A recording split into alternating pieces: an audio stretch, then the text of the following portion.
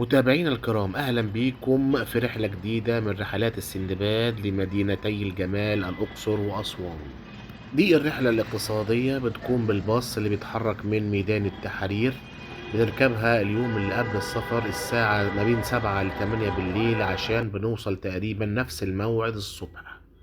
وبتكون برنامجها مكثف جدا، ما بنضيعش فيه أي لحظة. بنوصل على طول على مجموعة معابد الكرنك، وبنشوف زي ما احنا شايفين كده دي مراكب الشمس الجميلة. وبنقطع التيكيتات وبنخش. أول حاجة بتقابلنا الماكت الكبير اللي بيشرح معابد الكرنك، ودي الساحة الأساسية بتاعت المعبد. معبد الكرنك ده من أكبر المعابد الدينية تقريبا، يمكن التاني على العالم في المساحة، وده نسبة إلى الإله آمون وتوارثه الملوك الفرعونية. بناؤه مكان ورا مكان لإثبات ولائهم للإله آمون.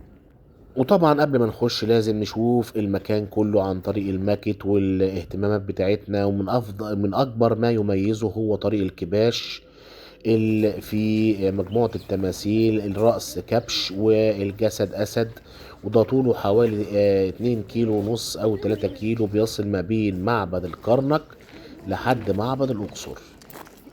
زي ما احنا شايفين كده احنا في عبق التاريخ، والمنظر جميل جدا، وبناخد الصور الجميلة. وبيبقى معانا مرشد طبعا سياحي بيشرح لك كل حاجة. انا مش هقدر اشرح لك، انا بس بوري لك البرنامج، لكن طبعا الشروحات كلها على النت. غير كده بيكون معاك مشرف بيقول لك كل حاجة عن المكان اللي انت فيه وتاريخه واصله، وكل حاجة انت بتحتاجها عن الشرح. ده البهو بتاع الأعمدة. بهو الأعمدة ده من أكبر الأماكن عظمة في التاريخ. الأعمدة الجميلة والنقوشات الفرعونية الرائعة بسمكها بارتفاعاتها الجبارة قد إيه بيبرز وبيظهر عظمة المعمار بتاع القدماء المصريين.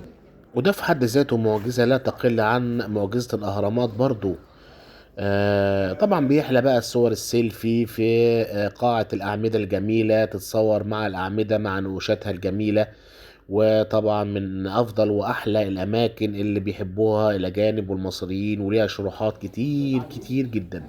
أما دي المسلة بتاعت حتشبسوت، تضرع للإله آمون، وطبعا فيها النقوش الفرعونية الجميلة بارزة وواضحة من آلاف السنين لحد دلوقتي، ومنظر خيالي رائع. وهم كانوا مسلتين ولكن أسرة محمد علي أهدت الأستانة واحدة أنا شفتها بنفسي في تركيا لما رحت اسطنبول وصورتها هناك.